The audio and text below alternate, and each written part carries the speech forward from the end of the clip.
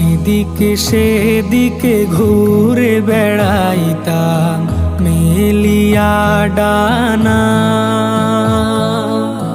যেথায় পড়েছিল নবীর কদম খানা।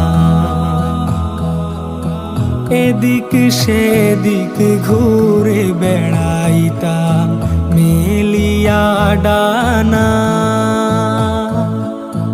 যেথায় পড়েছিল নবীর